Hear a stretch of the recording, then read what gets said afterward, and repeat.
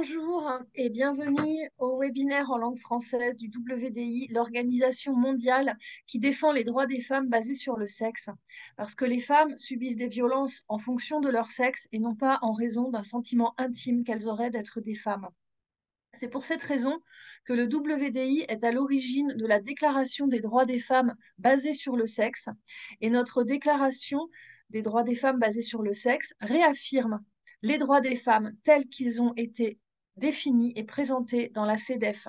La CEDEF, c'est la Convention de l'ONU pour l'élimination de toutes les formes de discrimination à l'égard des femmes.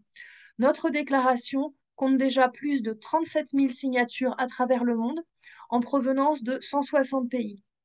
Et ce chiffre augmente de 200 signatures par semaine. Nous vous invitons à la signer à votre tour si ce n'est pas déjà fait. Et notre déclaration, elle se compose de 9 articles, parmi lesquels l'article 4 réaffirme la liberté d'opinion et d'expression. Aujourd'hui, nous recevons Corinne Guillonnet, membre du WDI France. Elle est psychologue et thérapeute en santé sexuelle et elle reçoit notamment des jeunes et des adultes en demande de transition. Vous pouvez retrouver Corinne Guillonnet sur YouTube où elle explique les 7 valeurs de la santé sexuelle. On vous mettra le lien dans le chat. Corinne Guillonnet est également marraine de Zéro Macho. C'est une organisation internationale d'hommes qui lutte pour l'abolition de la prostitution partout dans le monde et pour l'égalité entre les femmes et les hommes. Corinne a été adhérente pendant plus de 10 ans dans un parti politique de gauche qu'elle a quitté récemment. Et aujourd'hui, elle va nous expliquer pourquoi. Alors, vous pouvez poser vos questions dans l'application questions-réponses de l'application Zoom et il y aura un temps de questions à la fin. Bonjour Corinne. Bonjour Marie, bonjour à tous, bonjour à toutes. Est-ce que tu peux déjà commencer par nous parler de ton engagement féministe? Alors, mon engagement féministe, il date d'il y a très très longtemps, mais notamment, alors, je suis, comme tu l'as très bien dit, Marie, marraine de Zéro Macho. Donc, marraine, il y a pas beaucoup de marraines parce que c'est un collectif d'hommes qui luttent contre la prostitution et pour l'égalité entre les femmes et les hommes. Mon engagement féministe s'est fait à une époque avec Caroline de Haas qui avait fondé le collectif F. Et j'avais créé un groupe, moi, sur ma localité qui s'appelait le groupe F, avec lesquels on a fait des actions et notamment on a fait des actions avec des différents partis politiques, que ce soit LFI, Europe Écologie Les Verts, le Parti Socialiste. Pour dénoncer l'impunité des agresseurs et voilà, enfin, dénoncer les féminicides également. Voilà, donc ce collectif F, fondé par Caroline Dehaas, est devenu au fur et à mesure Nous Toutes, que je crois tout le monde connaît bien. Et puis j'ai pu me rendre compte un peu des dérives. Autant le bateau était déjà pas très bien mené, j'ai envie de dire, dans le sens où j'avais déjà questionné Caroline Dehaas sur la prostitution et j'avais pas reçu de réponse. Donc, je m'inquiétais de voir aussi lors des manifestations du 25 novembre, au-devant des cortèges, tout devant les cortèges, les parapluies rouges, les personnes du Stras, toutes des personnes pro-prostitution et notamment des hommes. Donc, j'ai fini par quitter en fait ce mouvement et enfin, je me suis rapprochée d'oser le féminisme sans être plus que ça. Je suis juste adhérente, mais j'ai pas. Et je suis membre du WDI, donc parce Merci. que les droits des femmes et des filles c'est essentiel et on peut pas faire l'impasse de la moitié de l'humanité en fait. Merci. Est-ce que maintenant tu peux nous parler de ton expérience dans ce parti politique que tu viens de quitter? Alors, donc je suis adhérente. Enfin, j'ai été adhérente puisque je l'ai quitté ce parti pendant une dizaine d'années à peu près. Euh, Et puis, j'ai eu des doutes. Très, très vite, j'ai eu des doutes sur la position du parti concernant. Alors, je me suis questionnée, est-ce que nommer ce parti, ne pas le nommer, je me suis beaucoup questionnée et j'ai décidé de le nommer, hein. Il s'agit d'Europe Écologie Les Verts. Euh, alors c'est difficile pour moi de nommer ce parti parce qu'il y a des gens très bien dans ce parti, il y a des gens qui font un travail exceptionnel et mais mais je peux pas non plus faire l'impasse de ce qui se passe en ce moment concernant les droits des femmes et des filles.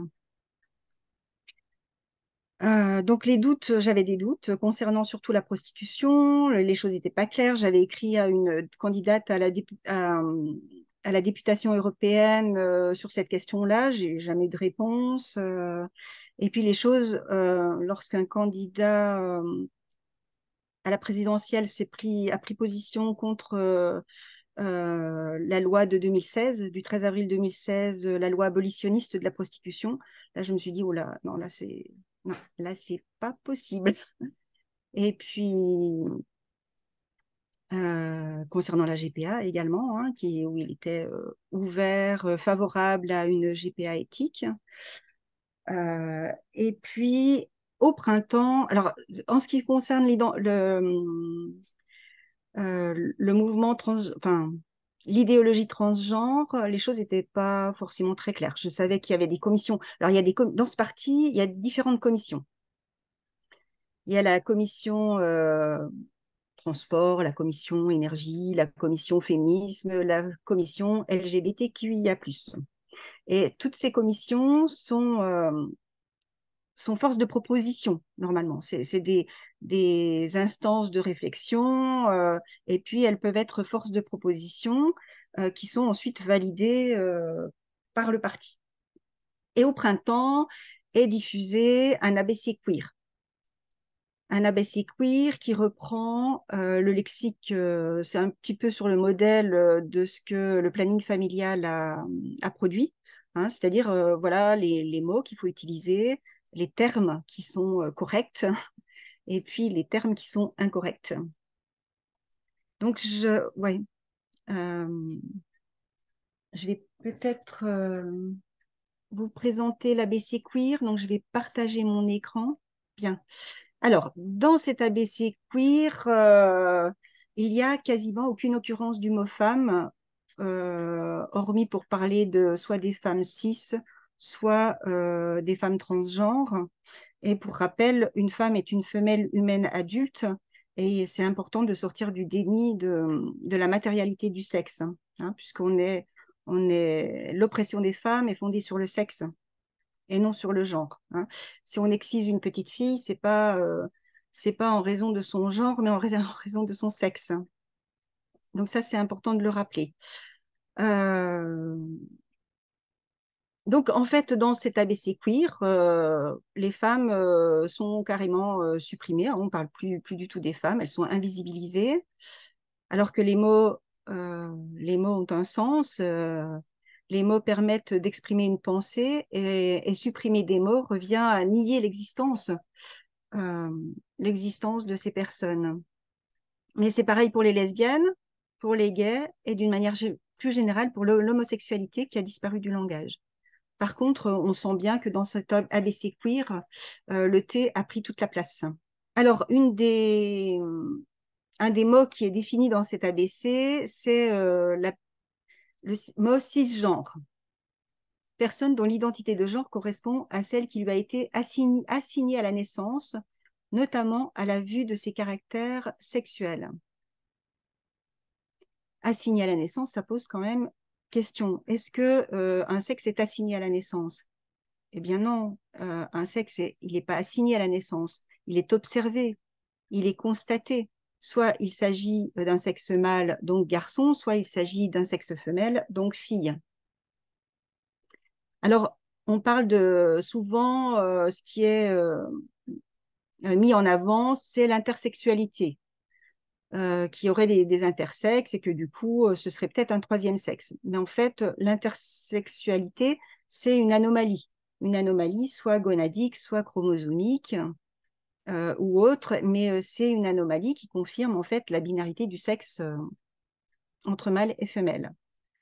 J'ai fait des recherches par rapport à la prévalence, parce que la prévalence qui est donnée dans cet ABC est de 0,1%, je crois. Et en fait, la prévalence ne concernerait que 0,5 des naissances, selon l'Organisation internationale des intersexes. Donc, c'est très peu, hein. Dans cet ABC queer, on parle des femmes trans. Donc, personne née avec des organes sexuels apparents mâles, mais qui est en fait une femme, hein, malgré l'identité de genre qui lui a été attribuée à la naissance. Alors, en fait, il s'agit d'hommes, puisque les organes sexuels sont mâles. Ces hommes trans identifiés en soi-disant femmes chercheront à imiter les stéréotypes sexistes dits féminins. Jamais ils ne pourront dire qu'ils sont des femmes. C'est un mensonge que de faire croire que l'on peut changer de sexe.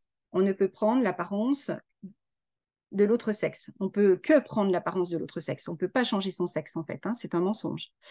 Donc, en fait, ce que je vous dis là, c'est la réponse. Oui, parce que j'ai oublié de le préciser. Suite à cet ABC queer, j'ai fait une réponse. Et ma réponse, c'est ce que je suis en train de vous expliquer, hein, qui a été diffusée donc à tous les adhérents et adhérentes du parti au niveau régional et à la commission féminisme. Donc, je poursuis sur cet ABC. Le sexe est biologique, le genre est social, ok. Le transgenrisme ne fait que renforcer les stéréotypes de genre au lieu de s'en libérer. Ça, c'est ma réponse, hein. C'est toujours ma réponse, là. Et amène les jeunes à se mutiler d'une manière irréversible. Ce n'est pas progressif, mais contribue à la persistance du patriarcat. Donc ça fait partie aussi de la réponse que j'ai donnée à cet ABC queer. Oui, tu as vraiment répondu point par point, en fait, hein. C'est ça, c'est ça. J'ai Oui. repris chaque point et puis j'en ai fait une réponse. Alors, concernant on parle aussi dans cet ABC queer, puisqu'on parle plus des femmes, hein, mais de personnes menstruées. Est-ce qu'on se pose la question de la violence symbolique qui est quand même faite aux filles et aux femmes, en parlant de personnes menstruées, hein, comme si on était réduite à notre sexe, à une partie, à un organe, et qu'on n'était plus des personnes, hein.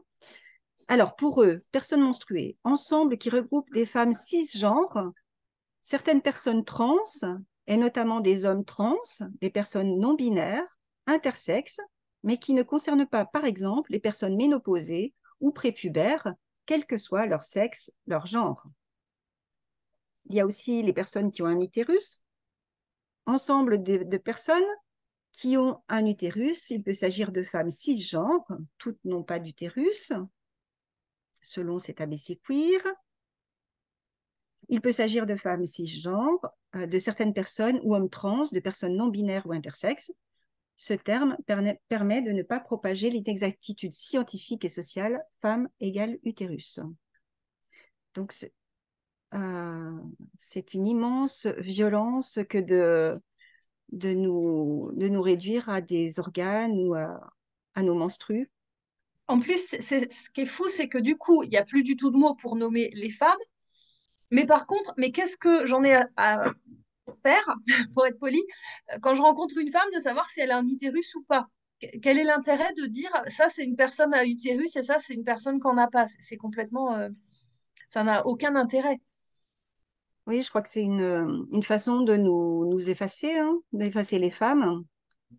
À part qu'une personne qui a un utérus peut être victime de GPA, peut-être. C'est peut-être ça l'intérêt pour eux de nommer. Oui, Enfin, j'en je te parlerai laisse de la continuer, GPA, oui. Je crois que tu effectivement. as des choses à dire, oui. Oui. Donc, en fait, ce sont des femmes, hein. Toutes ces personnes-là, ce sont des femmes et c'est important. Les mots ont un sens et c'est important d'utiliser, de conserver ce mot auquel je tiens énormément. Après des siècles de lutte pour rendre visibles les femmes, elles sont sommées de s'invisibiliser pour une petite minorité d'hommes transidentifiés qui veulent nous effacer. Et pourquoi ne trouve-t-on pas dans ce glossaire, largement copié sur le glossaire du planning familial, hein, comme je vous le disais, personnes qui ont des testicules ou personnes qui ont un pénis? Et voilà, je trouve que c'est pas du tout égalitaire. C'est-à-dire que les femmes, on peut les effacer, on peut les réduire à un organe, mais les hommes, pas question. Donc ça, c'est un point que j'ai vraiment soulevé dans cet ABC Queer. Voilà, ça fait partie de ma réponse.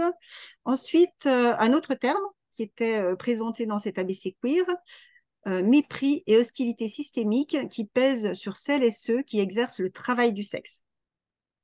Prostitution, pornographie, cela se retrouve dans la loi, ancien délit de racolage, arrêtés municipaux anti-prostitution, criminalisation indirecte par pénalisation des des clientes, hein. Il n'y en a pas beaucoup, hein. Il faut savoir que la plupart des clients, c'est quand même des hommes, hein, 99%. Proxénétisme, dit d'entraide ou hôtelier, absence de régime de protection sociale, les agressions verbales et physiques, voire les crimes. Donc, putophobie. Donc, moi, ma réponse, c'est que la prostitution, c'est ni un travail, ni du sexe. C'est une violence contre les personnes en situation de prostitution. C'est une violence physique, c'est une violence psychologique, c'est une violence économique, c'est une violence sociale, c'est une violence sexuelle. Pour rappel, l'âge d'entrée dans la prostitution est de 14 ans.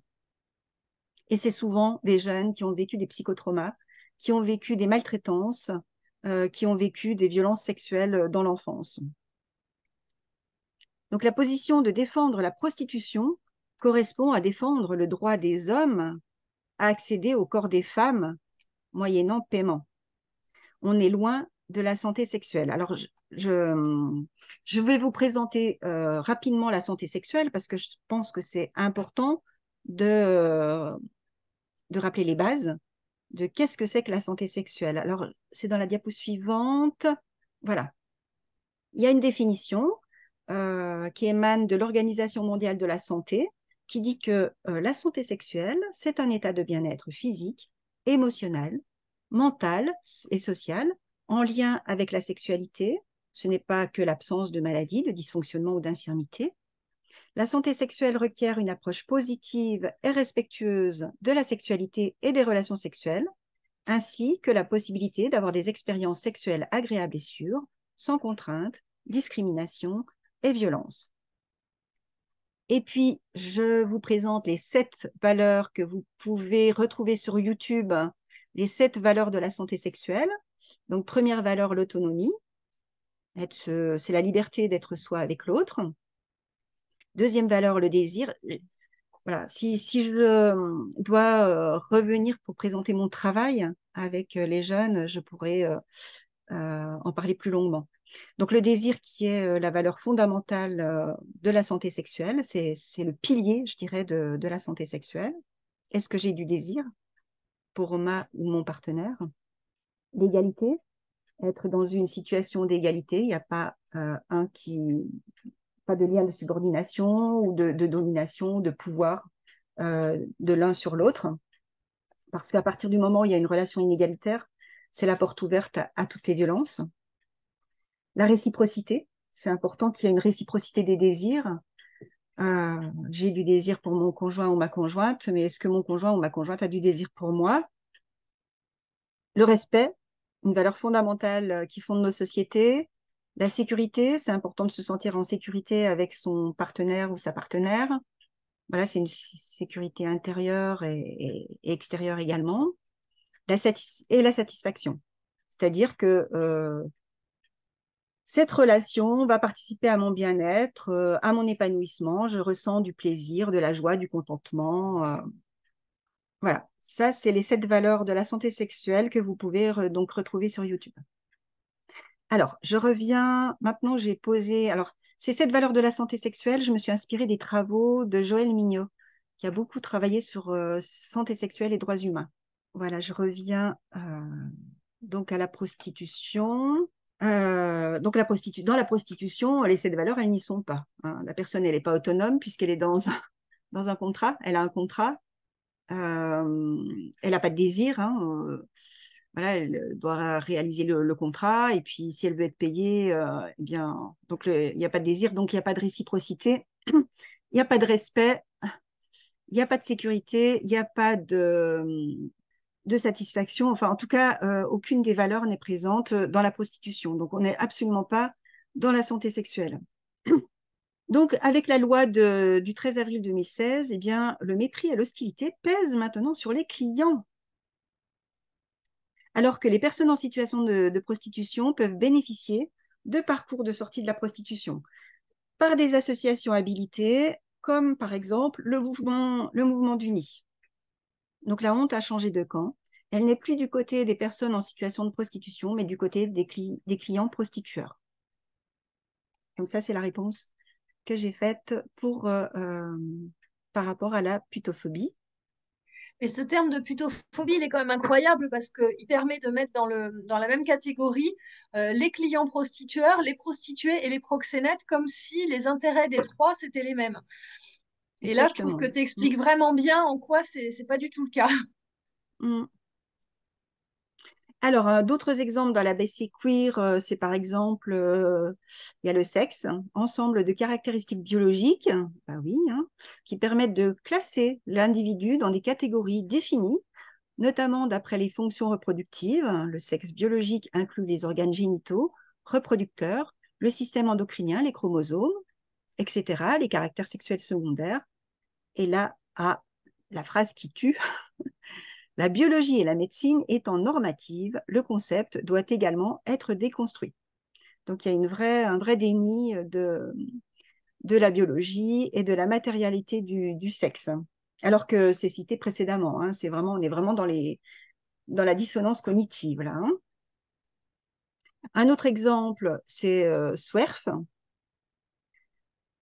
Sex Worker Exclusionary Radical Féministe, branche des féminismes qui exclut les femmes travailleuses du sexe en niant leur agentivité, leur capacité d'agir et d'empuissancement, généralement par infantilisation des personnes concernées, psychiatrisation, argument d'un syndrome de Stockholm, ou victimisation par l'emploi d'expressions comme viol tarifé, système prostitueur ou survivante.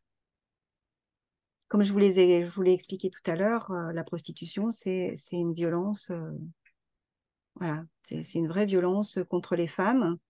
Et voilà, et c'est important de garder ces expressions comme viol tarifé. Les hommes se permettent d'accéder au corps des femmes moyennant paiement pour les violer, puisqu'on n'est plus du tout dans la santé sexuelle. Et les survivantes qui sont nommées ici en parlent très très bien, puisque c'est nier aussi toutes les avancées au niveau des psychotraumas.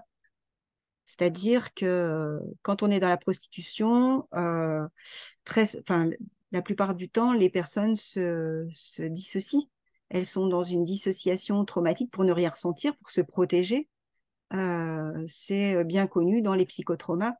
C'est aussi, on appelle ça aussi la décorporalisation chez les personnes prostituées, c'est-à-dire elles sortent, il y a un vécu de déréalisation, c'est comme si ben, ça arrivait à la personne à côté d'elle, mais c'est pas elle en fait, hein. Elles sont spectatrices de ce qui se passe, mais elles sont pas là, elles sont plus là. Et ça, c'est vraiment des choses qu'on retrouve dans les psychotraumas et qui conduisent généralement les personnes à rentrer dans la prostitution pour à nouveau se dissocier et se protéger, mais elles font que renforcer en fait leur psychotrauma. Mais tout ça, C'est c'est quand même complètement... incroyable parce que c'est vraiment une inversion complète. Les transactivistes essaient de faire croire que c'est nous qui sommes les putophobes, alors que c'est eux qui font en sorte que justement les survivantes de prostitution ne puissent pas s'exprimer. Enfin, il y a une négation totale de la parole des survivantes et des personnes qui veulent sortir de la prostitution. Mais par contre, c'est nous qui sommes putophobes. C'est Oui, vraiment le monde à l'envers. oui, oui. Mais c'est empowerment d'être dans la prostitution selon eux, ouais, Mais selon les ce seules parti qui ont le politique. droit de parler, c'est celles qui ont ce discours-là. Les autres, il faut Mm. qu'elles se taisent. Donc, Alors, bon, encore un autre terme hein, qui est une insulte, voilà, TERF. Donc, j'ai été traitée de TERF, acronyme pour Trans Exclusionary Radical Féministe, féministe radicale excluant les personnes trans. Donc, ces personnes se revendiquent du féminisme pour exclure les personnes trans qu'elles ne reconnaissent pas en tant que vraies femmes ou vrais hommes. Attention, transphobes, sont aussi appelés parfois gender critical, critique du genre, Donc, reproche notamment aux femmes trans leur comportement de domination lié à leur éducation jusqu'à un certain âge en tant que garçons et aux hommes trans d'être des femmes traîtresses à leur sexe. Ah, bon, alors ce que je réponds aussi pour terminer dans ma réponse à cet ABC queer, c'est que je dis chacun et chacune fait ce qu'il ou elle veut de son corps et choisit son identité à partir du moment où cette personne, déjà d'une part, a fini son développement. C'est-à-dire que pour rappel, le développement du cerveau le cerveau se développe jusqu'à 25 ans. Et surtout que ces personnes ne viennent pas spolier les droits, voire l'existence des femmes. Ce mouvement transactiviste qui nous les femmes, nous demande de nous effacer au nom de la sacro-sainte inclusivité, ne font en fait que nous exclure. Ce mouvement est un nid pour les hommes pédocriminels en jupe, les enfants et les jeunes qui auront bloqué leur puberté par les hormones, mutilé leur corps par des mastectomies, n'atteindront pas la maturité sexuelle et garderont un corps juvénile propre à attirer les prédateurs sexuels en totale impunité. Donc Oui, ça, c'est un petit paragraphe de ma réponse qui a fait beaucoup, beaucoup parler c'est parce c'est que... Oui, vas-y. c'est ce que raconte Axel, hein. Dans le témoignage de Rebelle du genre, Axel en parle très bien de ça, de ce que tu dénonces. Oui, qui a des... Oui, c'est un nid pour les pédocriminels, en fait, Oui. hein. Et puis, ils Et fabriquent... ils le disent, oui, et ils et ils le fabriquent disent, ouais. leurs propres victimes, hein, puisque ces jeunes-là n'atteindront pas la maturité sexuelle. Oui. Et les pédocriminels enfin, peuvent vraiment faire leur forfait en toute impunité. Alors, je ne dis pas que tous les personnes trans sont des pédocriminels, alors que c'est ce qu'on a voulu me faire dire. Mais je crois que ma phrase est vraiment claire et que il y a une infiltration de pédocriminels, hein. C'est un nouveau... Avant, c'était dans l'Église où ils étaient en totale impunité et protégés. Et maintenant, c'est dans le transactivisme où là, ils sont protégés, hein, puisque revenir à critiquer leur forfait, ben, ce serait transphobe. Donc, il faut Ils surtout sont laisser faire. protégés. Ils sont protégés parce que dans tous les milieux, il y a un travail à faire sur la protection des enfants. Sauf que dans le mouvement transactiviste, il y a un refus de prendre en compte la question des pédocriminels. Donc, un refus de protéger les enfants dans ce milieu-là. Et c'est Ex- clairement affirmé. oui, exactement. Donc ensuite, dans ma réponse, j'invite les adhérents et les adhérentes à aller plus loin. Voilà, je le nomme comme ça, hein. Je vous invite à aller plus loin et à ne pas vous en tenir aux croyances dangereuses de la mouvance transactiviste, en gardant un esprit critique et en écoutant, par exemple, les podcasts Rebelles du genre. Et je parle d'ailleurs de l'épisode 62, le témoignage édifiant d'Axel, qui a transitionné, puis détransitionné à 25 ans. J'invite les personnes à suivre les webinaires du WDI et puis à regarder les films de Sophie Robert. Mauvais genre, transition de genre à l'école, toboggan vers le pire. Donc je conclus comme ça. Je m'inquiète de voir mon parti contaminé par les lobbies pro-transactivistes et pro-prostitution en défaveur des droits des femmes, de leur existence même, pris dans des logiques ultralibérales. J'espère engager une vraie réflexion au sein de ce parti sans être taxé de transphobe. Solution ultime pour faire obstruction à tout débat, à toute discussion. Merci de m'avoir lu. Voilà comment je termine ma réponse à l'ABC Queer. Et alors, du coup, je voudrais bien savoir quelle a été leur réaction à cette réponse.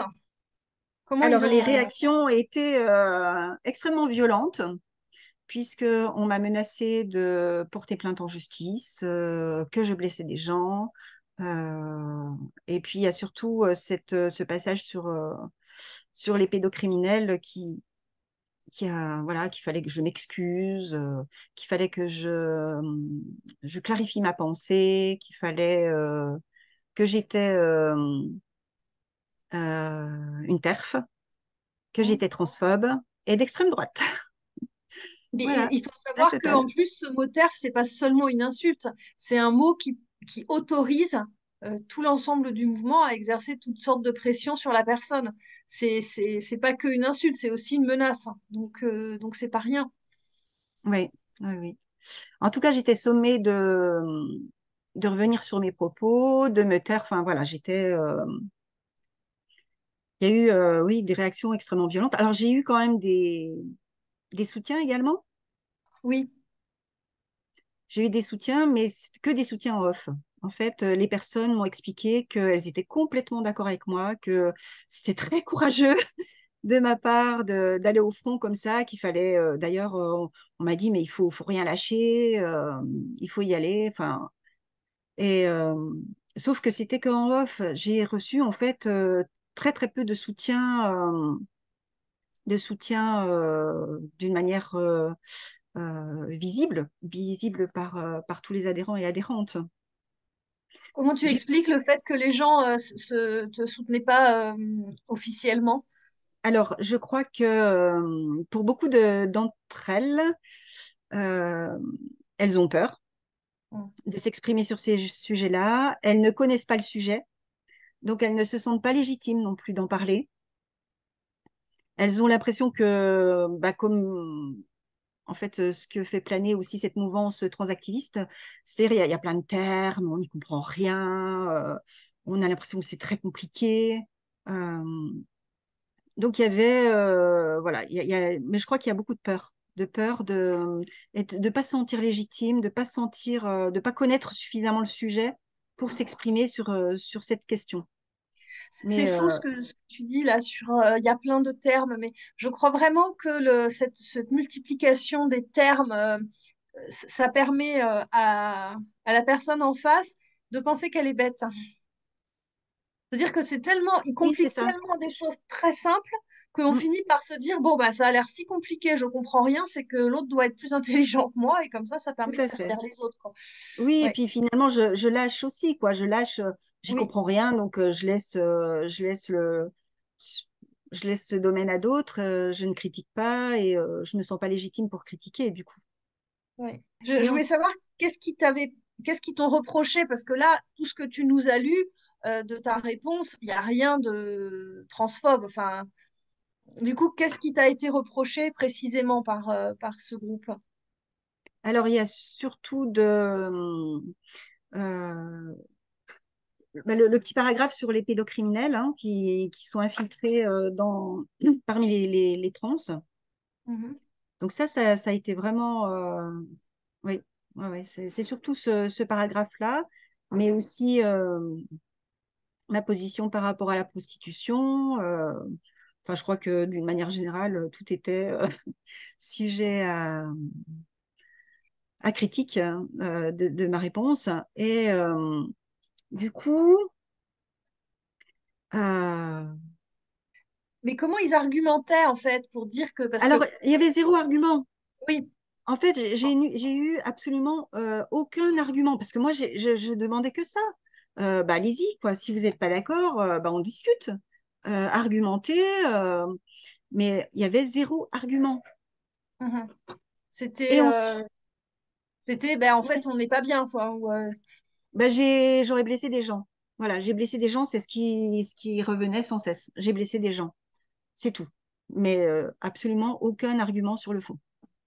Alors que moi, je demandais que ça. Alors, il y a eu un essai quand même de présenter par la secrétaire de la région qui a demandé à ce qu'il y ait une présentation de l'ABC Queer pour demander un peu des explications. Et en fait, cette présentation par la présidente de la commission LGBTQIA+, a un petit peu botté en touche, c'est-à-dire qu'elle n'a absolument pas repris tous les termes que je viens de vous présenter, ou d'autres même. Elle a fait un peu d'historique sur le mouvement LGBTQIA+. Voilà. Donc, elle a un peu noyé le poisson, on va dire, hein. Oui. Et ce qui lui a été dit quand même par d'autres adhérents et adhérentes, c'est que peut-être cet ABC Queer n'avait pas été validé par le parti et qu'il n'avait pas forcément de légitimité et que peut-être il était traversé par des mouvements transactivistes, par des lobbies qui cherchent à imposer un peu leur point de vue. Donc ça a pu lui être dit quand même, hein. Oui, parce que en fait, là, la façon dont tu as expliqué au début, c'était intéressant parce que ça permet de voir le contexte. C'est-à-dire qu'il y a des commissions qui travaillent sur des thématiques, mais elles sont pas décisionnaires.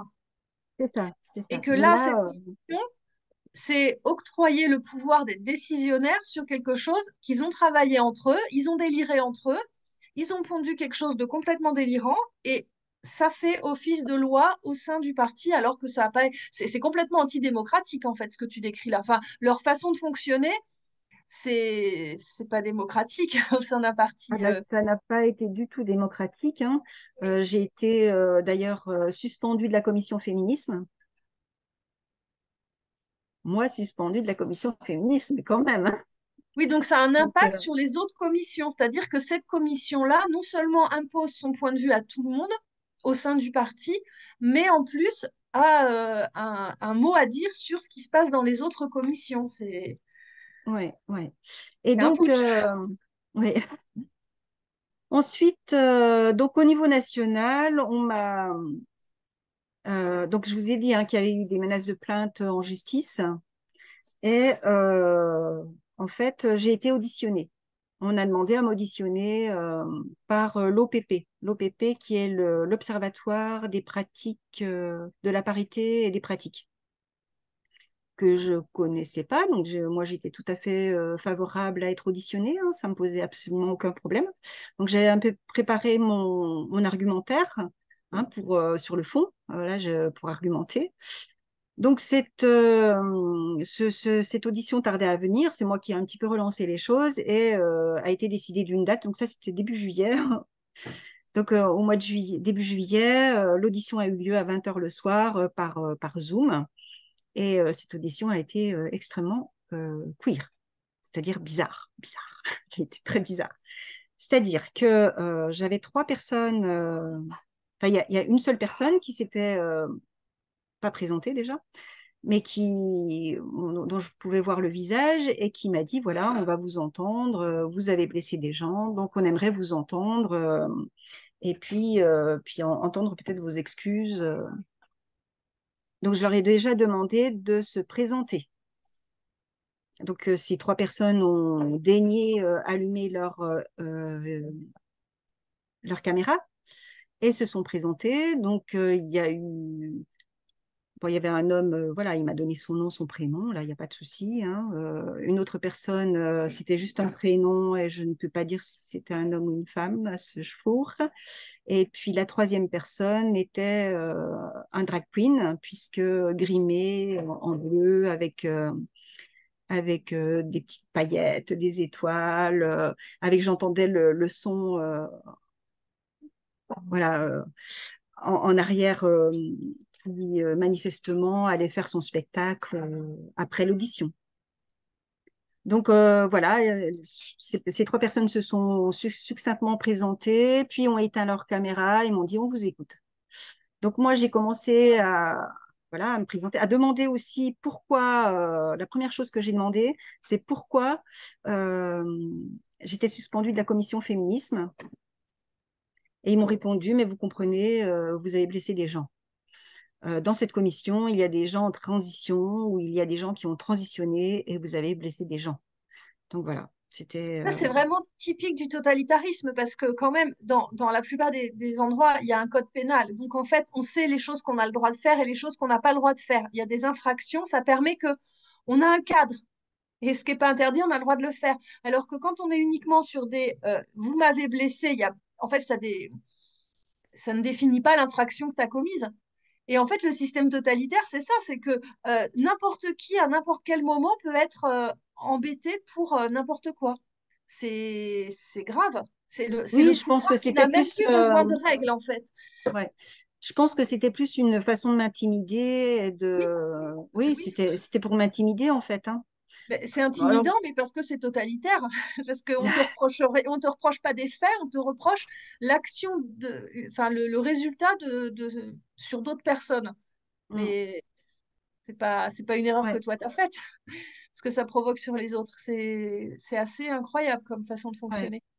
Donc, du coup, Et alors, je suis allée dans mon argumentaire, hein, j'ai commencé à parler du fond et très, très vite, on m'a arrêté en disant non, non, mais ça, voilà, c'est pas ça qui nous intéresse. Nous, on veut, voilà, vous avez quand même blessé des gens. Enfin, ils revenaient à chaque fois là-dessus, quoi. Et j'ai essayé plusieurs fois, plusieurs tentatives pour aller sur le fond, mais manifestement, ça les intéressait absolument pas. Donc, ça a duré une demi-heure. À l'issue de cette demi-heure, on m'a dit, vous aurez un compte-rendu, on va faire remonter aux instances nationales cette audition, et puis vous en aurez le compte-rendu. Bon, à ce jour, bah, j'ai jamais eu de compte-rendu. On sait qu'au niveau de la région, ils n'ont jamais eu de compte-rendu non plus. Et donc voilà, je crois que ça a été un petit peu la goutte de trop, on va dire, et j'ai décidé de quitter ce parti parce que je ne me retrouvais plus. je vais juste vous rappeler que si vous avez des questions, notez-les dans l'application questions-réponses plutôt que dans le chat pour qu'on puisse plus facilement y répondre au moment des questions. Et moi, j'ai une autre question pour toi, c'est est-ce que ton départ ou ta réaction, le fait que tu aies envoyé cette réponse, le fait que tu partes, ça a quand même malgré tout permis d'engager un débat au sein de ce parti? Alors, moi, l'objectif, c'était ça, en fait, hein, c'était d'engager une réflexion, de pouvoir faire entendre une autre voix sur ces questions, enfin, vraiment de pouvoir échanger, réfléchir. Donc, j'avais encore espoir, hein. J'avais encore espoir. Et puis, d'où ma démarche aussi, hein, de répondre. Ma réponse à l'ABC Queer, c'était dans cet objectif-là, hein, c'était un petit peu de provoquer et puis de susciter des réactions, des débats, des réflexions. Sauf que très, très vite, le débat a été confisqué. Voilà, je me suis aperçue que ce parti était gangréné par les lobbies, par des lobbies. Et, euh, et moi, oui, je me suis dit. Puis bon, je me sentais plus la bienvenue. Je sentais. Enfin, c'était violent quand même pour moi. Donc, oui, ça devenait compliqué de rester, en fait. Ça devenait compliqué. Donc, j'ai décidé de partir. Et, euh, et avant de partir, j'ai voulu expliquer pourquoi je partais, pourquoi je quittais ce parti. Et du Et coup, donc, tu veux nous parler de cette lettre ou nous la lire? oui, alors c'est donc la lettre ouverte. Alors, faut que je la retrouve. Voilà. Donc, en fait, voilà, cette lettre, en fait, je l'ai envoyée aux adhérents et adhérentes au niveau régional et je voulais l'envoyer à la commission féminisme. Mais je me suis aperçue que je ne pouvais pas parce que j'ai été suspendue de la commission féminisme. Donc, je ne pouvais pas la communiquer à cette commission. Du coup, je l'ai envoyée à toutes les régions de France, en fait. Ouais. Alors, je quitte le parti politique. Je n'adhérerai plus à un parti qui milite au détriment des femmes et des filles, hein, et de leurs droits. Je m'aperçois que ce parti est aux antipodes de mes valeurs écoféministes, et ce sur 3 points essentiels que je tiens ici à préciser. Donc, le premier point, c'est la pornoprostitution. Ce parti politique, par sa non-position concernant la pornoprostitution, est complice et encourage l'exploitation des personnes en situation de prostitution, qui sont en grande majorité des femmes. Les lobbies pro-prostitution œuvrent sans entrave au sein du parti. Ne pas prendre position revient à être d'accord avec le système prostitueur et permettre aux hommes la liberté d'acheter des viols. Donc, je relève l'incohérence et la dissonance cognitive de ce parti politique qui, d'un côté, œuvre pour lutter contre l'exploitation et le capitalisme, et d'un autre côté, soutient l'exploitation de la moitié de l'humanité que constituent les femmes et les filles. Le deuxième point concerne l'idéologie transgenre. Ce parti politique, sans position claire, à travers sa commission LGBTQIA+, soutient l'idéologie transgenre, fondée sur des mensonges qui laissent croire aux gens, et notamment à des jeunes, qu'il ou elle serait né dans le mauvais corps, qu'il ou elle pourrait changer de sexe, et encourage la conformité aux stéréotypes sexistes par des traitements hormonaux, par de la chirurgie, sachant que 75% des demandes de transition concernent des jeunes filles qui, euh, qui sont en demande de transition parce que soit c'est très difficile à notre époque d'être une fille, rejet de la féminité, des psychotraumas liés à des violences sexuelles, rejet de son lesbianisme, autisme, etc. Dans ce parti, on est contre les perturbateurs endocriniens, mais laisser des jeunes prendre des hormones à vie, remboursés à 100% par la sécurité sociale, car bénéficiant d'une ALD, affection longue durée, et en faire des malades chroniques, ça semblerait, ça ne pose aucun problème aux adhérents et aux adhérentes. Le genre est le moyen d'asservissement et de subordination des femmes à la domination sexuelle, à la domination masculine. Là encore, les lobbies ne subissent aucune entrave et s'expriment librement sur les réseaux sociaux et s'affichent sur le site internet du parti.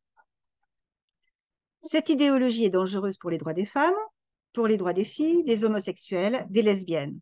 Le thé est le coucou dans le nid des LGB. C'est Et je donne vraiment l'exemple. important de le rappeler ça parce que beaucoup de personnes très bien gentilles et tout veulent pas être homophobes et du coup, comme il n'y a plus de mouvement homosexuel, disent je veux pas être LGBT-phobe sans se rendre compte que l'endroit le plus homophobe, c'est justement ce mouvement transactiviste. C'est bien que tu le rappelles en fait. Oui, et d'ailleurs, en Grande-Bretagne, les LGB se sont séparés du TQ, hein, Oui. parce que c'est voilà, pour lutter contre l'homophobie, Et Robert Wintemute a activisme. subi des agressions parce que lui, il est gay et il subit des pressions parce qu'il est gay et qu'il dit que bah, c'est pas la même chose d'être homosexuel que d'avoir soi-disant une identité de genre. C'est pas du tout de la même chose qu'on parle. Et ben ça suffit pour un homosexuel à subir des pressions. Ces Exactement. conférences ont été Ouais. interdites. Ouais, c'est Voilà, car le transactivisme est homophobe et pousse des jeunes homosexuels à transitionner plutôt que de les aider à assumer leur orientation sexuelle. En Iran, par exemple, c'est une question de survie. Il vaut mieux transitionner que de prendre le risque de perdre la vie en assumant son homosexualité. Donc, il s'agit en fait d'une thérapie de conversion afin d'éradiquer l'homosexualité. Des hommes transidentifiés femmes sont pour la plupart autogynéphiles et fétichistes. C'est-à-dire le fait de devenir des femmes, ils vont en ressentir une excitation. Alors, tant que ces personnes ne revendiquent pas les droits et les espaces réservés aux filles et aux femmes, tout va bien. Ils ont les mêmes droits que tout un chacun, mais les transactivistes ne s'arrêtent pas là et demandent à envahir les espaces et les droits des femmes. Les sports, prisons, vestiaires, foyers, etc. Cette idéologie est une nouvelle croyance qui ne souffre d'aucune critique et qui s'appuie sur des revendications victimaires. Les hommes transidentifiés en genre féminin seraient plus victimes que les victimes. Il y a vraiment ce processus victimaire, hein.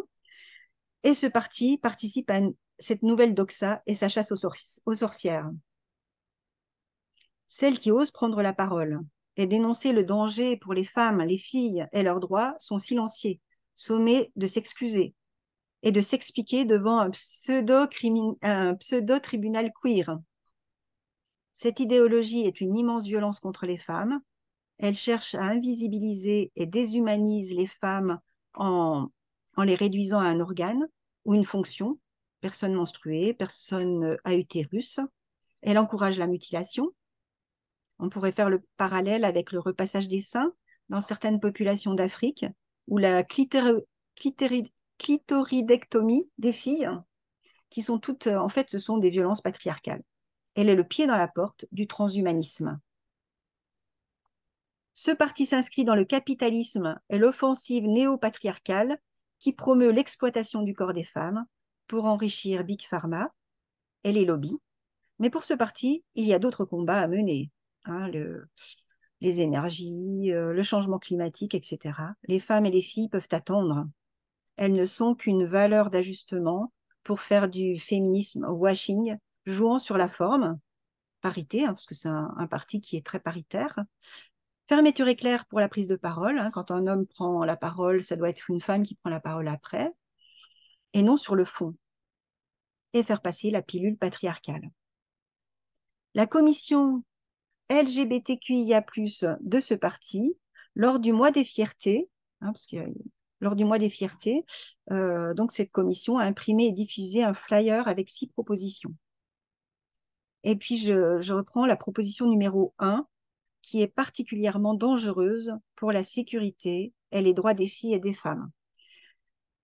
Donc, cette proposition, c'est assurer un changement d'état civil libre, déjudiciarisé et gratuit pour les personnes transgenres. Donc, je rappelle que cette proposition est effective au Royaume-Uni. Et c'est ainsi que les actes pédocriminels commis par les femmes, soi-disant des femmes, ont augmenté de 84% entre 2015 et 2018, alors que ce ne sont pas des crimes de femmes, mais de ceux d'hommes qui se disent femmes. Si cette proposition est adoptée, plus aucune statistique ne sera fiable. Il sera impossible de mesurer les inégalités, le sexisme, la violence masculine contre les femmes et les filles. Pour rappel, en France, une femme est violée toutes les 7 minutes. 250 000 femmes sont victimes de violences conjugales chaque année. 99% des personnes condamnées pour viol sont des hommes. Alors, au moment où j'ai écrit ces lignes, depuis le début de l'année, il y avait 75 féminicides. Et puis, j'ai regardé avant le webinaire pour savoir où on en était aujourd'hui. En tout cas, au 2 décembre, donc hier, on en était à 99 féminicides. Des femmes sont mortes, tuées par leurs compagnons ou ex-compagnons. La violence contre les femmes est systémique, elle est massive, elle détruit, elle vise à mieux exploiter et asservir une partie des êtres humains par la classe dominante. Ne pas prendre position contre les violences masculines revient à s'en faire les complices. Et puis le troisième point concerne la GPA. Ce parti s'en position contre et pour la GPA. GPA, grossesse pour autrui, hein, je le rappelle, qui est une autre forme d'exploitation des femmes et de leurs capacités reproductrices. C'est un marché mondialisé, juteux et honteux, dans lequel les ventres des femmes sont loués et exploités, sans égard pour la souffrance, pour les traitements hormonaux infligés, les douleurs et les risques pour leur santé et leur vie. Les enfants deviennent des biens à acheter par des commanditaires. Ces derniers peuvent refuser la marchandise d'ailleurs, hein, si elle n'est pas conforme à leurs attentes. Ces 3 thématiques s'inscrivent dans un capitalisme marchand qui vise l'exploitation, la subordination et l'aliénation des femmes au système patriarcal. Ce parti, comme les autres partis de gauche, en ne prenant pas position contre la marchandisation du corps des femmes, laisse la place à la droite et notamment à l'extrême droite qui elles, prendront position, mais pour d'autres mauvaises raisons.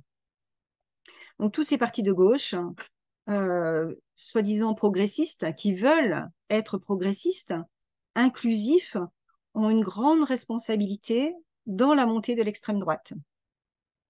Pour moi, le ver est dans le fruit, et la désillusion est telle que je préfère partir. Pour terminer, je tiens à faire part de ma gratitude aux quelques personnes qui m'ont soutenue, à mes compagnes et mes compagnons de route du groupe local dans lequel j'ai œuvré depuis mon adhésion à ce parti politique. À bon entendeur. Et je signe. Est-ce qu'il y a eu des suites à cette lettre? Après cette lettre ouverte, est-ce qu'il s'est passé quelque chose? Alors, j'ai eu alors il y a eu des réactions, des soutiens, beaucoup du groupe local, des personnes avec lesquelles voilà, les plus proches, on va dire, hein, avec lesquelles que je fréquentais régulièrement, qui ont été vraiment soutenantes et soutenants en me disant qu'ils étaient tristes, vraiment tristes de la manière dont, triste pour moi, triste de la manière dont j'ai été traitée et de ce qui se passait au sein du parti. Ouais, les personnes étaient quand même affligées. Alors, j'ai reçu aussi un soutien de la secrétaire régionale, euh, mais qui arrive un petit peu trop tard, mais vraiment un beau soutien, hein, qui était très, très émouvant. Et j'étais l'affaire, en fait, on m'a confié que j'étais l'affaire Guyonnet et qu'il fallait, enfin, il y avait une pression sur la région pour que je sois sanctionnée. Voilà, c'est quand que vous allez sanctionner Corinne Guyonnet parce qu'elle est transphobe, parce qu'elle est d'extrême droite, parce que je suis abolitionniste de la prostitution, parce que voilà. Donc les soutiens, j'ai eu beaucoup de soutien des personnes proches, personnes locales. Et, mais bon, pour moi, voilà, ça arrive un petit peu trop tard, on va dire. Ça arrive un petit peu trop tard.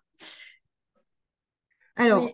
ouais, Non, mais ce que tu racontes, c'est vraiment fou parce que malheureusement, c'est arrivé à beaucoup d'entre nous.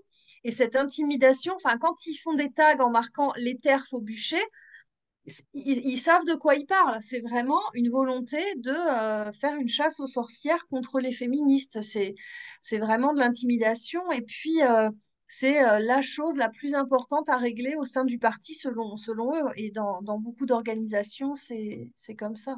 ouais. En tout cas, merci. Tu voulais rajouter quelque chose? Oui, oui, parce que enfin voilà, en allant sur le site du parti, j'ai vu qu'une motion avait été votée au mois d'octobre, donc très peu de temps, puisque ma lettre ouverte, je l'ai envoyée fin août, début septembre, et en octobre était votée une motion qui réaffirme les droits des trans. Ce parti affirme son attachement à l'intersectionnalité des luttes et appelle toute la gauche à mener avec force la bataille culturelle et politique pour les droits des personnes trans. Le parti milite pour les nouveaux droits suivants pour les personnes trans. Donc, l'autodétermination, réaffirmée des personnes trans via le changement libre et gratuit en mairie de l'état civil. Donc, ce que je disais tout à l'heure, c'est qu'aucune statistique ne sera possible si ça c'est voté. Imaginons qu'ils arrivent à la présidence de la République et que c'est acté. On ne Oui. pourra plus faire de statistiques. Les violences faites aux femmes n'existera plus, n'existeront plus. Un deuxième point, Juste c'est une... l'abolition effective des mutilations, notamment génitales, infligées à partir de la naissance aux nourrissons, enfants et personnes intersexes. Alors bien sûr, on est contre voilà, les personnes intersexes, il faut qu'on arrête de les mutiler, de les opérer dès la naissance. Mais manifestement, pour ce parti, ça pose pas de problème que des jeunes subissent des mastectomies, des chirurgies. Ça, par contre, pour eux, je sais pas, c'est pas des mutilations. Un autre point, la dépsychiatrisation et la dépénalisation totale des parcours de transition. La prise en charge doit être basée sur le choix libre et éclairé, prenant en compte toute la diversité du genre, là encore, selon le principe de l'autodétermination. Donc chacune peut s'autodéterminer, hein. Voilà, je me lève le matin, eh bien, je suis un homme et il va falloir respecter, puis ne pas me mégenrer, hein. Euh, voilà, donc voilà, c'est quelques exemples de cette motion. Donc en fait, on va dire qu'il n'y a plus de débat, quoi. Il n'y a plus de débat possible. La motion a été votée. Alors, c'est noté que pour nombreux, blanc 2. Voilà, pour cette motion. Et puis, je viens d'apprendre juste avant le webinaire une autre personne avait été exclue du parti suite à ma lettre ouverte qui m'a soutenue publiquement auprès des adhérents et adhérentes et du coup qui a été euh, suspendue du parti pendant 6 mois. Cette personne a fait appel et il semblerait que, elle a été réhabilitée. Mais voilà. Donc, je ne suis pas toute seule à être blacklistée, Oui. ostracisée. Et d'ailleurs, il y a une question sur les soutiens que tu as reçus. Est-ce qu'ils étaient confidentiels ou publics? Ils étaient que confidentiels, la plupart. Oui. J'ai vu très très peu de soutien public. Je me souviens pas en avoir. Apparemment, cette personne m'a soutenue puisqu'elle a été exclue suite à sa réponse Oui. à ma lettre ouverte. Mais non, non, c'était énormément. C'était surtout en off, c'était en privé, des soutiens Oui. privés. Mm. Et cette personne qui t'a soutenu publiquement n'est pas forcément venue directement te voir, mais c'est pour ça que, oui, Non. il y a quand Mm. même oui, une intimidation générale sur l'ensemble du parti, parce que, comme tu disais au début, il y a quand même des personnes qui font un travail formidable au sein du parti, mais si elles peuvent pas s'exprimer, ça va être compliqué. Ouais. Et il y a une autre question sur, quelle était la légitimité au moment où tu as été convoqué à cette audition? Quelle était la légitimité des personnes qui t'ont convoqué? Dans quel cadre, quelle légitimité elles se donnaient? Alors, bah, elles font partie de l'OPP, hein, comme je l'ai dit, donc l'Observatoire de la parité et des pratiques. Mais j'étais extrêmement surprise, en fait, je ne sais pas quelle légitimité, je ne sais pas comment cet observatoire est constitué, par qui. Enfin, voilà, moi, j'ai vraiment découvert, hein, j'ai vraiment découvert et j'étais extrêmement surprise euh, bah, de cette. Oui, c'était très queer, très bizarre. Parce que de queer, ça veut dire bizarre, hein. Et c'était vraiment très, Et- très bizarre. C'est une expérience très bizarre. mais cette absence de cadre, ça participe vraiment de l'intimidation Oui, et je du pense que c'était fonctionnement plus totalitaire l'objectif. aussi. C'est Oui, ça.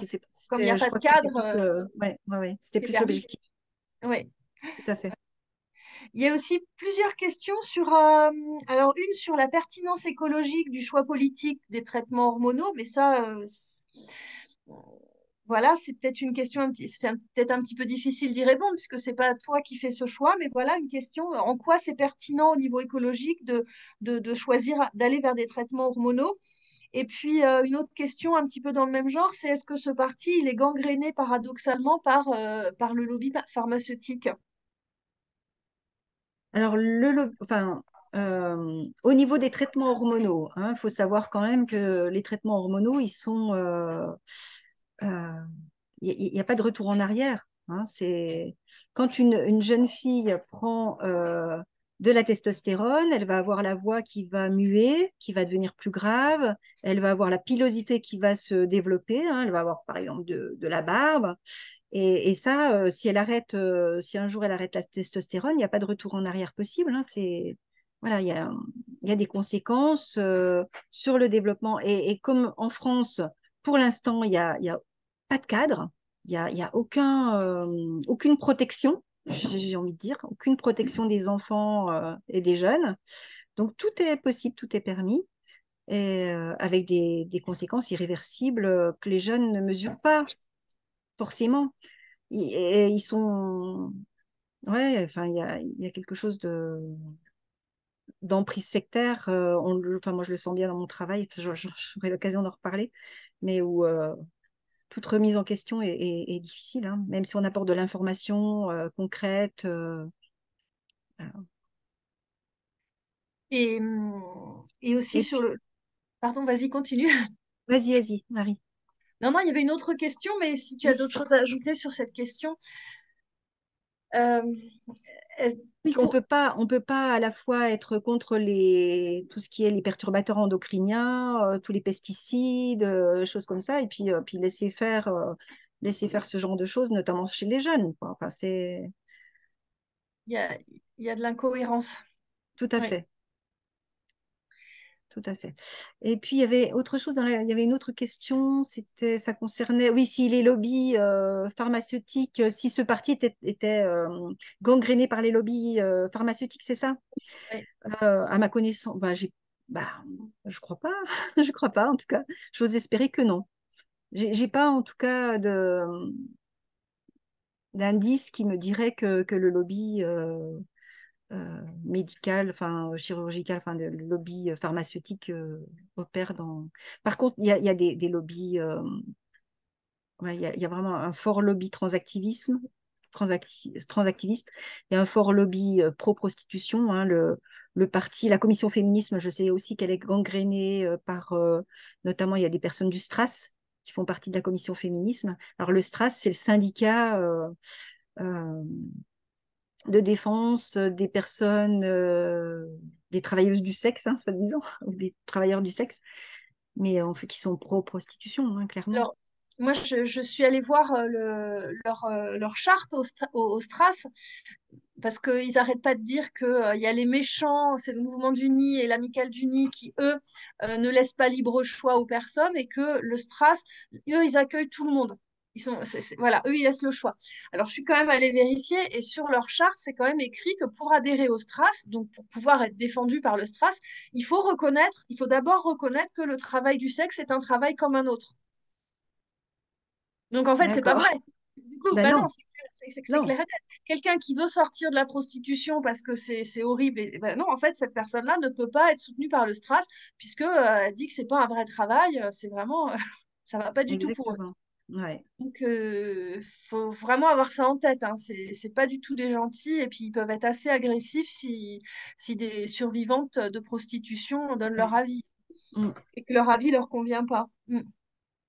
Mais je sentais bien hein, dans cette commission féminisme que j'arrivais pas à proposer. Il y a des journées d'été, par exemple. J'aurais aimé proposer un atelier sur la prostitution. Moi, c'est des sujets que je connais bien, mais je sentais que c'était non, c'est pas possible, quoi. On n'en est pas là, on n'en est pas là, et j'ai l'impression qu'on s'en éloigne hein, même. Hein. C'est assez décevant. Mais sur les lobbies, dans cette histoire de transactivisme, c'est quelque chose qui n'est pas forcément pensé d'avance, mais qui bénéficie de fait aux lobbies pharmaceutiques, qui bénéficie de fait aux masculinistes et aux proxénètes. Mais ça ne veut pas dire qu'ils se rejoignent entre eux. C'est le résultat de tout ce militantisme, c'est que ça bénéficie. C'est pas forcément enfin, il n'y a pas forcément de cohésion entre ces différents intérêts, mais le résultat est là. Ça Oui, mais bénéficie en tout à cas, je plein de gens. pense que c'est le patriarcat, Oui, l'aliénation, c'est l'aliénation, hein, en fait, et qui fait que le patriarcat a de très très beaux jours devant lui, hein. Et par contre, il y a du souci à se faire pour le droit des femmes et des filles, oui. que ce soit en France ou ailleurs, hein. C'est pas que en France. Et d'ailleurs, il y a une question là-dessus sur comment ça se fait qu'on entend beaucoup les hommes transidentifiés s'exprimer et très peu les femmes transidentifiées. C'est-à-dire que au sein du mouvement transactiviste, il y a aussi le pouvoir des hommes, il est même exacerbé par cette invisibilisation du sexe, en fait. Ouais, je pense Et, il y a ils sont éduqués à la domination quelque part, hein. Ils sont tombés dedans étant petits, et même s'ils deviennent soi-disant des femmes, euh, ils sont, comment dire, socialisés, socialisés à la domination. Et moi, je vois des jeunes aussi qui veulent transitionner parce qu'ils rejettent ce côté aussi de la masculinité toxique. Être un homme, en fait, c'est être du côté des agresseurs, et ça, c'est pas possible pour eux. C'est souvent des jeunes d'ailleurs qui sont homosexuels, hein, mais qui, voilà, c'est très compliqué, qui ont un côté féminin parfois aussi, hein, qui est difficile à assumer pour eux. Mais oui, encore un jeune dernièrement, c'était, voilà, ah non, moi, non, non, mais les hommes, qui font la guerre, les hommes, c'est eux qui tuent, ah non, mais les hommes, c'est à cause d'eux qu'il y avait autant de problèmes, donc moi, je veux pas, enfin, en quelque sorte, il veut pas devenir un homme, quoi. mm, ben oui. Et puis aussi, les femmes sont socialisées à soutenir les hommes, et ça, c'est C'est ça. Et à ne pas quelque déplaire. Ne pas déplaire, ne pas. Ouais, ouais, ouais. Il y a chose. une aliénation de beaucoup de femmes hein, qui s'en rendent même pas compte et qui adhèrent à ce mouvement, à ces idées, à cette idéologie, sans se rendre compte que en fait, ça nuit à leur propre droit, à leur propre existence. Et au sein du mouvement transactiviste, je pense que c'est quelque chose. qu'on est plusieurs à avoir remarqué, peut-être toi aussi, c'est que les, les femmes transidentifiées vont dire que, elles sont privilégiées par rapport aux hommes transidentifiés, parce que elles sont des hommes, en fait, en inversant tout. En fait, ce discours très fort, qui est toujours au bénéfice des hommes, permet de placer ces hommes comme étant, alors qu'ils sont quand même des hommes, comme étant, enfin, de les faire considérer comme étant les plus opprimés du monde, même par rapport à ces femmes dans ce mouvement-là. Et du coup, il y a une question, c'est est-ce qu'il y a un clivage entre les femmes et les hommes, d'après toi, dans ce milieu transactiviste? Est-ce qu'il y a des femmes transidentifiées qui se révoltent ou qui disent, mais non, nous aussi, il faut qu'on existe? Euh, je ne saurais pas trop répondre Oui. à cette question. En Il y a tout des cas, femmes, oui. ouais.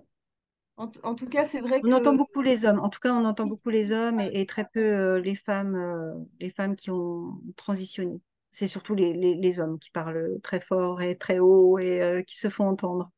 Et très très peu les femmes. Mais ouais, non, j'entends pas les femmes en fait. Très peu. Ouais. alors je vais répondre tout de suite. Parlez-nous de votre travail comme thérapeute, mais je pense que tu vas revenir nous en parler une prochaine fois, Corinne. Alors oui, c'est une proposition. C'est une Oui, proposition de oui, venir plus précisément parler de mon oui, expérience oui, oui. auprès des jeunes. Ouais, parce que c'est C'est une vraie épidémie et avec des conséquences extrêmement graves sur très, ouais, sur les jeunes. très Et intéressant. l'accompagnement enfin, et aussi par rapport aux familles, hein, les parents sont extrêmement démunis et c'est très compliqué pour eux. Oui, oui. Alors, bah, il y a deux dernières questions pour l'instant. Oui. Déjà, alors je ne sais pas si tu vas pouvoir y répondre, mais vers quelle partie on peut se tourner quand on est une féministe universaliste, laïque et écolo? Eh ben, je me pose exactement la même question. Oui, Je ne sais pas si des personnes ont des réponses là-dessus, mais moi je cherche, hein. Je cherche un parti qui soit vraiment universaliste, féministe et ouais, qui respecte les droits des femmes et des filles. Enfin, ils sont pas tous égaux quand même les partis, hein. Je crois que on en parlait un petit peu avant le webinaire. Euh, Peut-être que c'est un petit peu mieux chez les socialistes ou c'est peut-être un peu mieux chez les communistes. Je ne sais pas trop en fait. Je connais pas bien les autres oui, partis. Je oui. connais pas bien. Oui, il faudrait créer. Oui, quelqu'un dit il faut créer un parti féministe. Ouais, ouais, ouais. Mais moi, j'ai pas pas le courage, mais oui, ce Oui, serait c'est du super. boulot quand même. C'est ce qu'il Ouais. faudrait faire. C'est ce qu'il faudrait faire, effectivement. D'ailleurs, il y a quelqu'un qui demande si tu fais partie de l'Observatoire de la petite sirène. Non, j'en fais pas partie, mais avec une collègue psychologue, on a écrit une lettre ouverte aux psychologues et professionnels de santé qui a été publiée par La Petite Sirène. Oui, Donc, une lettre ouverte qui devait être publiée dans le journal des psychologues. Mais alors, il y a eu un dossier web parce qu'on a été interviewé. Donc, il y a eu cette interview sur le web, mais dans le journal des psychologues, à ce jour, j'ai rien vu passer. Donc, je pense qu'il y a de la résistance quand même, hein. Il y a de la résistance. ouais, bah c'est ça, c'est qu'il y a du travail à faire au sein de plein de partis, hein. Et en tout cas, il y a plein de, de Ouais, remerciements dans le chat. merci. En tout cas, je suis enfin, vraiment triste pour ce parti parce qu'il y a des personnes admirables hein, et qui font dans d'autres domaines, qui font des choses, enfin, qui vont vraiment avancer dans le bon sens, mais pas au niveau des droits des femmes, hein, malheureusement. Donc, il y aurait des choses, voilà. Bon, Oui, l'espoir fait vivre, l'espoir, hein. Peut-être que, ouais. Et ben, en tout cas, merci beaucoup. Il y a une question, c'est comment tu arrives à garder ta sérénité et ton sourire? ben, je crois que c'est le fait d'être militante, d'œuvrer pour les droits des femmes et des filles qui fait que, ben, ouais, je pense que c'est important de garder espoir. Oui, oui. Voilà. Euh, voilà, bah écoutez, merci à tout le monde. Merci Corinne d'être venue. Je vous remercie pour votre Parler. écoute. Et puis, On je arrive, reviendrai parler de mon expérience en tant que clinicienne, de psychologue oui, clinicienne. très bientôt. OK, Oui. Donc, on arrive à la fin du webinaire. Merci beaucoup. Le prochain, il aura lieu le 7 janvier. Donc, vous allez recevoir une invitation par mail. Et la vidéo d'aujourd'hui sera diffusée sur YouTube dans quelques temps. Vous recevrez un mail pour vous le dire avec un lien. Et vous pourrez diffuser la vidéo. Nos premières vidéos, elles sont déjà sur YouTube. Il faut taper WHRC, WDI francophone ou alors nous avec un S, nous femmes. Et je vous rappelle encore une fois que vous pouvez signer et partager la Déclaration des droits des femmes basée sur le sexe sur notre site du WDI, womensdeclaration.com, tout attaché. Et je vous dis à dans un mois. Au revoir. merci. Au revoir. Merci.